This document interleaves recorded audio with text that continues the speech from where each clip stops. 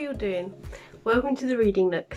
I'm Kay from Crafting with Kate, and in the room with me is of course the wonderful Pickle. So wow, what a series. I hope you've all thoroughly enjoyed it. I want to say a big shout out to Sharon Hannaford for the opportunity to read this series. It's been awesome. But yeah, this is the final chapter of A Cat's Chance on Hell. So I really hope you've enjoyed it. And yeah, enjoy this final piece. I hope you've enjoyed the diamond paintings we've been working on throughout time-lapsing and stuff. So we've got 4 photos up, one there, one there, one there, and one there. And yeah, huge thank you to all the support and the comments and the likes and just the talking back and forth and everything. So I hope you enjoy this final chapter. Bye guys. Chapter 25. Voices in the dark. That was all. No sight, no smell, no feeling, no pain. Just murmured voices. Soothingly familiar voices. Nothing to worry about. She didn't need to leave the dark numbness. She could put names to the soft voices. She could hear words, but she couldn't make any sense of them yet. For now she was content to absorb them. She'd process them later. How is she? Alexander's voice. Ian and Jonathan say she's stable. Carl's voice, stressed and tired. She hasn't come around yet? No, they're keeping her in a coma for a few days so the head injury can heal. She's strong. She'll be alright. A snort. Yep, she's Hellcat. Their voices were quiet for a moment. Have you found her yet? Carl's question. The Maleficus? Alexander's hard-edged query. No. Sharp, annoyed. They're looking under every rock, but it's like she simply vanished.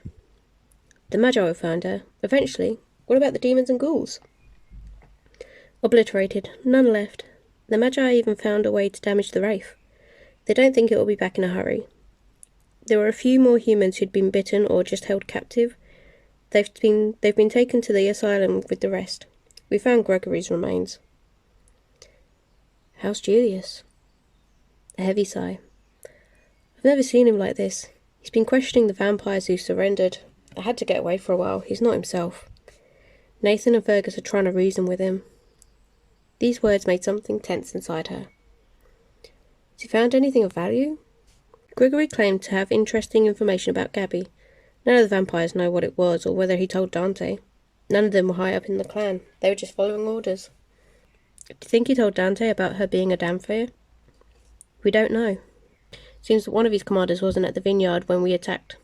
We don't know where he is now, or what information he may have. Shit. Why don't you take a break, Wolf? Get some food, a shower, some clothes.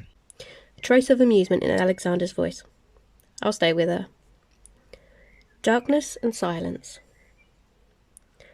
I don't think that's... Allowed a voice that took her a moment to find a name for. Ian. Yes, Ian's voice. An edge of panic in it. Don't worry, it won't hurt her. Carl's reassurance. He's going to hurt himself if we don't let him at least come and see her. Not even Rose can keep him calm anymore. It's all right, Ian. Byron's voice, soothing. Razor won't hurt Gabby. Let him see her. It'll be good for her. It will do them both good. Murmured grumbling, then a bone-deep, soul-massaging purr enveloped her. Darkness and peace. What's the news, Wolf? Alexander's voice. Jonathan just left. They're going to bring her out of the coma tomorrow. Carl's voice, lighter, happier. I'm just trying to work out how we're going to keep her in bed for the next few weeks. She's a terrible patient when she's conscious. A little chuckle. Good luck with it.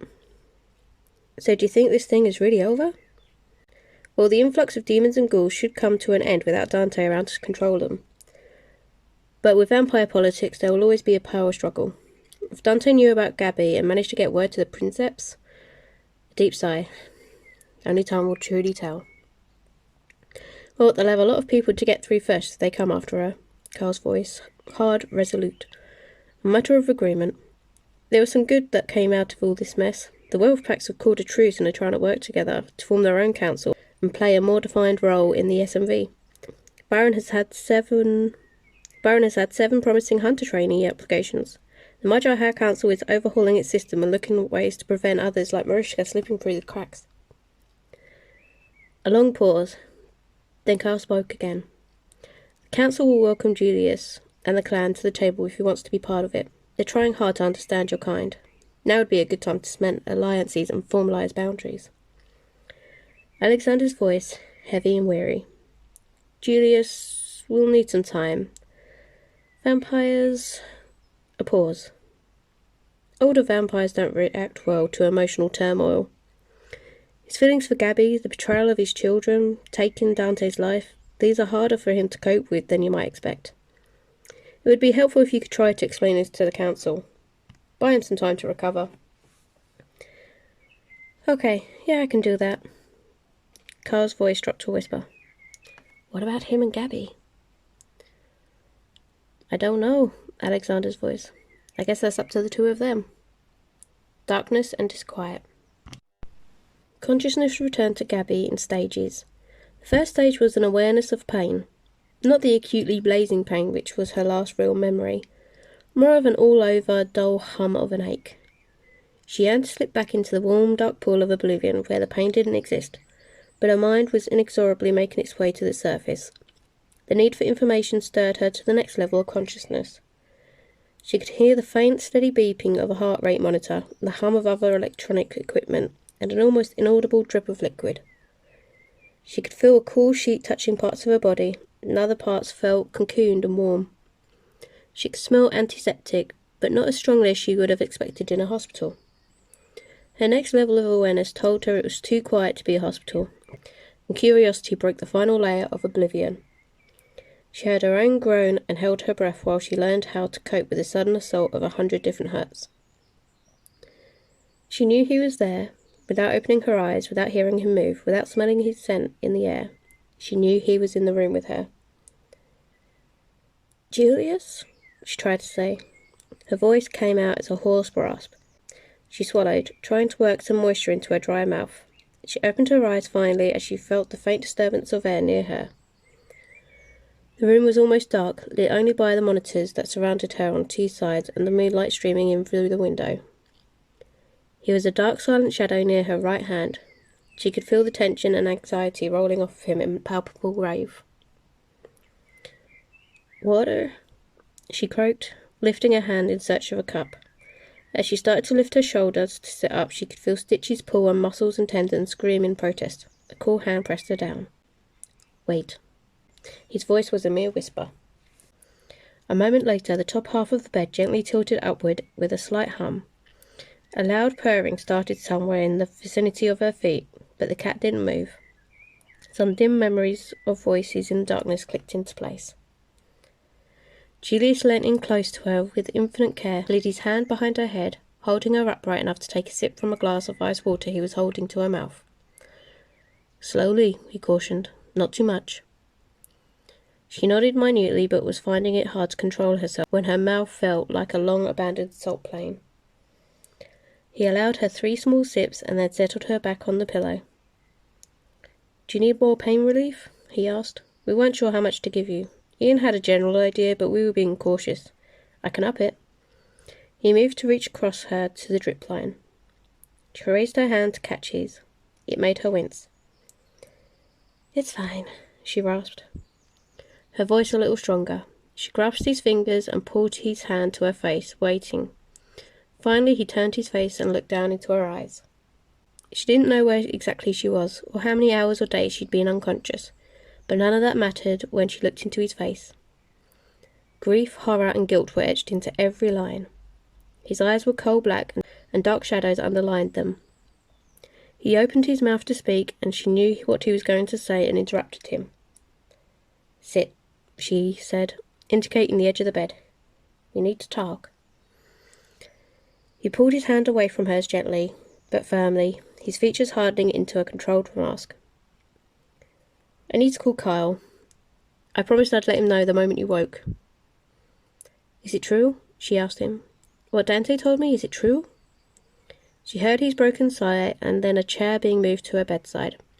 She turned her head to see him collapse into it, his head into his hands. If he told you I was his brother, then yes. He answered roughly. It's true. She waited. She knew he needed to say more. My maker's name was Simone. She seduced me, pretended to be a human, and later turned me without my consent. She expected me to forgive her and join her in a life of eternal sadistic fun. I couldn't find it in myself to forgive her, and I didn't want to become like her. So I walked away from her to find my own way in my new and difficult life. Simone didn't like to be thwarted, and like the petulant child she was, she sought revenge. She went back to my family's estate a few years later and seduced my younger brother. Unlike me, Dante was willing to join her cause. He was the baby of the family, and his lack of maturity made him easy to manipulate. When I discovered what she'd done, how the two of them were travelling the world committing atrocities in the name of fun, I hunted them down. I'd grown stronger over the intervening years, and I killed Simone, a true death. Dante was under my blade, and I could have killed him too. I should have killed him too. Julius's voice had dropped to a whisper. I looked into his eyes, and I couldn't do it. I warned him to change his ways. I offered to help him. He ran from me, spitting curses and swearing vengeance for Simone's death. I should have killed him then. Centuries of despair and regret made his last 2 words leaden. But you did kill him, she said softly. You had to do something life should never have asked of you. She reached for him, compassion warring with anger and hurt. Anger that she hadn't been able to help, hurt that he hadn't trusted her enough to tell her the truth. I could only do it because of what he'd done to you. Because of what he's trying to do to you. He growled, his hands clenching into fists so tight that his knuckles looked ready to burst from the skin. If it had been anyone else lying there, I'm not sure I would have been able to do it. I might have let him live. I'm sorry, she whispered. Sorry? He roared, lurching out of the chair, storming to the window. Sorry? He asked, still loud but not yelling. Dante tortured you to within a millimetre of your life, and he was trying to turn you into a full vampire. I could have killed him 100 times over for what he did to you. He was breathing hard, and his hands were clenched in his hair as he stared at her incredulously. I'm sorry I wasn't strong enough to kill him for you, she said quietly. No one should ever have to take the lifeblood of kin. I wish I could have done it for you. Julius collapsed to his knees on the floor. His head hung, and in the pale light of the full moon, Gabby could see his tears splash down onto the floor tiles. They left tiny dark specks where they fell. She wished she could go to him, take him in her arms and comfort him, hold him until his grief was spent, help ease the weight of his guilt. But even if she hadn't been confined to the bed with plaster casts and plastic tubes, she wasn't sure she could comfort him, not yet. Her own spirit felt like it had been shredded to a million tiny pieces. Her confidence in herself was shattered. She was bleeding on the inside as well as the outside. How could she offer her emotional support when she was so deeply in need of it herself? And so she watched him in the light of the moon, until he finally stood and came to her. Without looking at her, he bent and kissed her forehead, a feather-like touch of lips, and then he was gone. She closed her eyes against the sting of her own tears, and then she felt a movement on the bed. She opened her eyes to see Razor sitting next to her, simply gazing adoringly into her face. His joy at seeing her vibrating through his entire body. Gabby laced her fingers into his lush coat and felt some cuts on her face crack open as she smiled at him. Suddenly it felt as though a few tattered slivers of her spirit had just healed into a larger, more robust chunk. She remembered Carl calling her back from the welcoming darkness with the words that Razor was still alive, but she hadn't actually believed him. Seeing the cat sitting next to her, whole and uninjured, was a priceless gift, a caress to her battered soul. She must have drifted back to sleep because when she opened her eyes again, faint grey light of dawn was colouring the room. She turned, looking for the water glass, and found Carl slumped in the chair a few feet away. He was asleep, but at the sound of her movement, he cracked one eyelid. A warm, relieved smile lit his face, and he sprang to go to her. Thirsty? He asked, seeing her eye the glass. He helped her sit and drink. It's so good to see your eyes open, he enthused. I want to hug the breath out of you, but I don't know where to touch you. He settled for ruffling her curls and dragged her chair closer to sit where she could look at him without straining. Where are we? It doesn't sound or smell like any hospital I know. You're in Julius's private hospital wing on the estate.